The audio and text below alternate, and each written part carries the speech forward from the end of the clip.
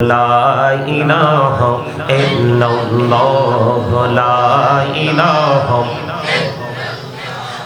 لا إله إلا الله لا إله إلا الله এই কত সুন্দরী মদিনা কেমনে যাব জানি না এই কত সুন্দর মদিনা কেমনে যাব জানি না এই রে দয়া করো দয়াল আল্লাহ দয়া দয়াল আল্লাহ নসিব করো মদিনা লা ইলাহা ইল্লাল্লাহ লা ইলাহা হেরি নামাজে রোজা ছাইরো না মা বাবাকে ভুইলো না হেরি নামাজে রোজা ছাইরো না মা বাবাকে ভুইলো না হেরে জান্নাত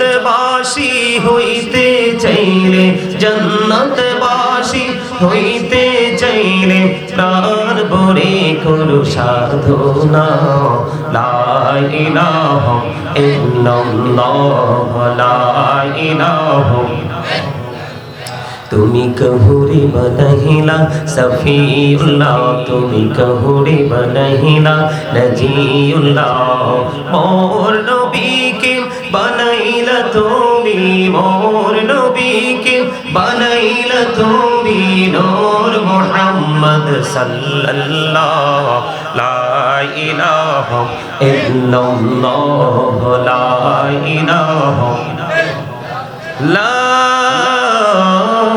ইলাহা ইল্লাল্লাহ মুহাম্মাদুর রাসূলুল্লাহ সাল্লাল্লাহু আলাইহি ওয়াসাল্লাম আল্লাহ আল্লাহ আল্লাহ আল্লাহ আল্লাহ আল্লাহ আল্লাহ আল্লাহ আল্লাহ আল্লাহ আল্লাহ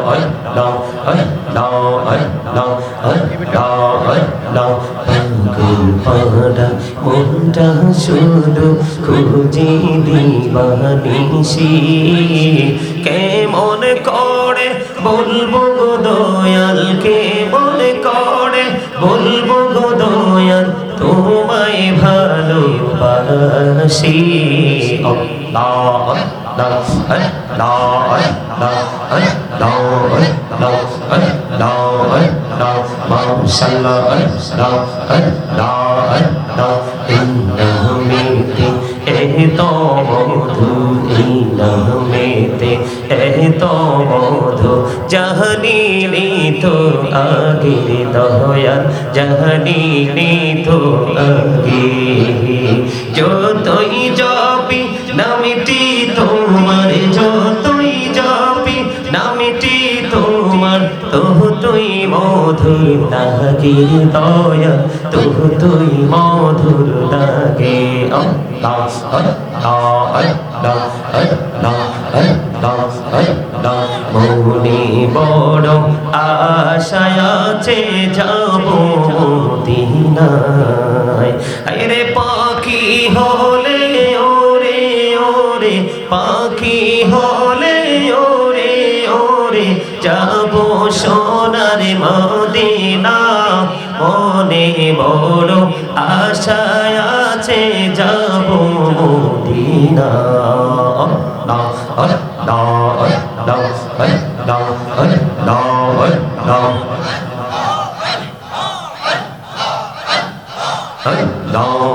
আল্লাহ আল্লাহ আল্লাহ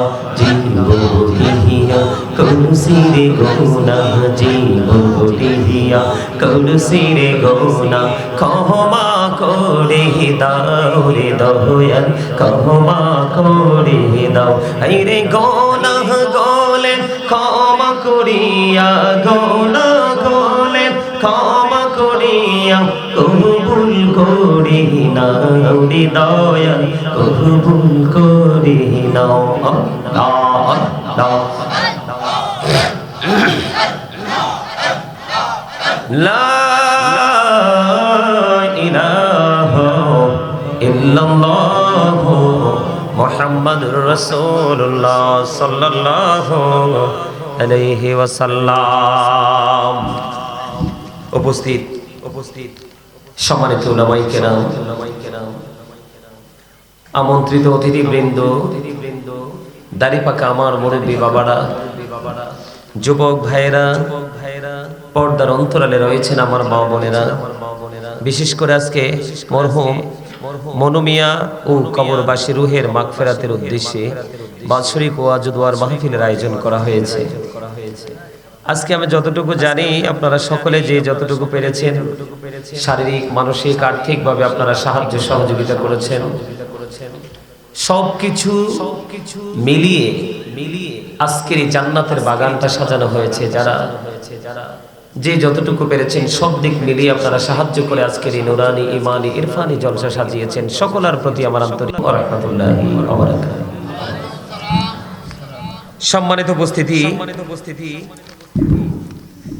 যিনি মরহুম মনু মিয়া তিনিও মৃত, কবরবাসী যারা তারাও মৃত।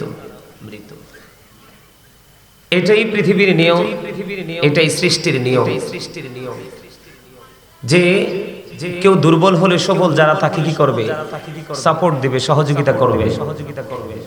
বিশেষ করে যারা চলে যায়, কুল কিনারাহীন এক মহাসমুদ্রে পড়ে যেমন মানুষ সাহায্য প্রার্থনা করে, ঠিক তেমনি ভাবে কবরবাসীও কবরে ওইভাবে তার আপন স্বজনদের কাছে সেই রকম সাহায্য প্রার্থনা করে।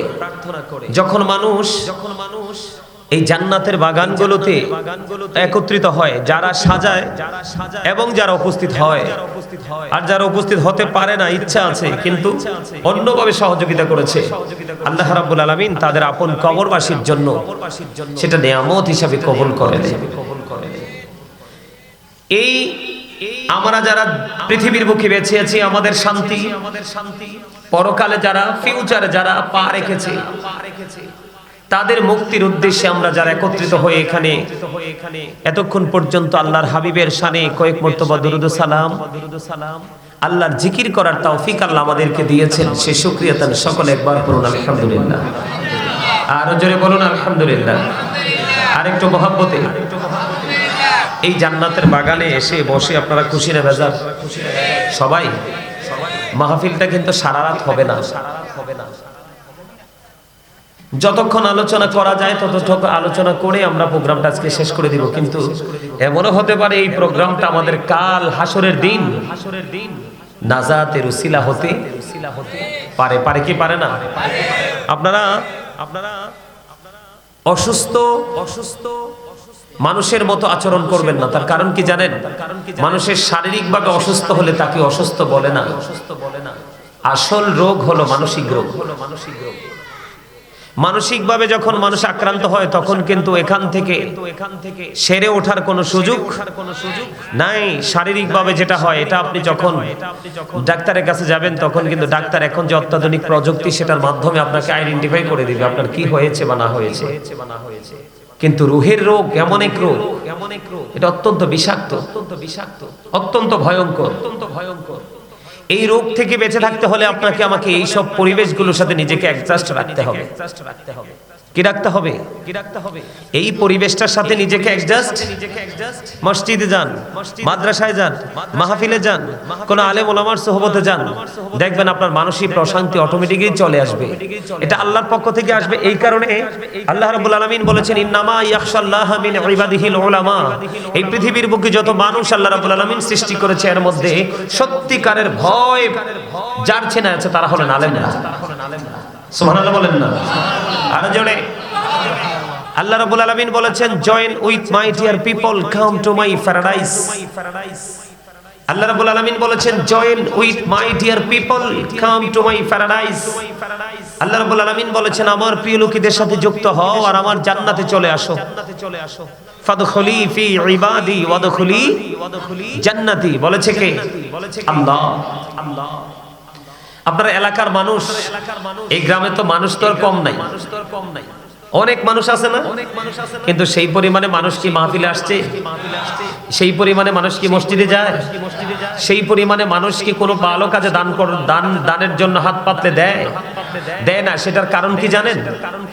এটার কারণ, এটার নমুনা, এটার যেই নমুনাটা আমরা দেখতে পাই, এটা হলো কিয়ামতের একটা আলামত। দিন যত সামনের দিকে এগুবে ততই মানুষ ইসলাম থেকে দূরে চলে আসবে। মানুষের মধ্যে ফিতনা, ফাসাদ, বিভিন্ন ধরনের প্রতিকূলতা সৃষ্টি হবে, একমাত্র একটা মাত্র কারণ, সেটা হলো ইসলাম থেকে দূরে থাকা কারণে। এখন আগের যুগের মসজিদগুলো কাঁচা কাঁচা ছিল, কিন্তু মুসল্লিগুলো ছিল একেবারে পাকা। আর এখনকার মসজিদগুলো পাকা, কিন্তু মুসল্লি একেবারেই কাঁচা। বিশেষ করে ইমান তো ম্যাক্সিমাম মানুষেরই নাই। আপনি দাড়ি, টুপি, পাঞ্জাবি, পাগড়ি দেখলে মনে করবেন না যে ইমানদার। ইমানের বাজারটা খুবই চড়া। আমি প্রায় ওয়াজে বলি, মুরব্বীদের অন্তর আল্লাহ রাসূলের প্রেম ভালোবাসায় ভরা। বর্তমান প্রজন্মের যুবক যুবতী ম্যাক্সিমাম তাদের অন্তর হিংসা, নোংরামি আর আত্মগরিমায় ভরা। আমার কথা কি বুঝে আসছে? আমি যদি আরেকটা কথা বলি, এই পৃথিবীর আর্থিকভাবে যারা দৌলতের মালিক যারা হয়েছে তারা মূল ধনী নয়। যারা আজকে এই প্যান্ডেলে বসে বসেছেন তারা হলেন প্রকৃত ধনী। কারণ আল্লাহ রাসূল বলেছেন, আল-গিনা গিনান নাফস, প্রকৃত ধনী হলো আত্মার ধনী।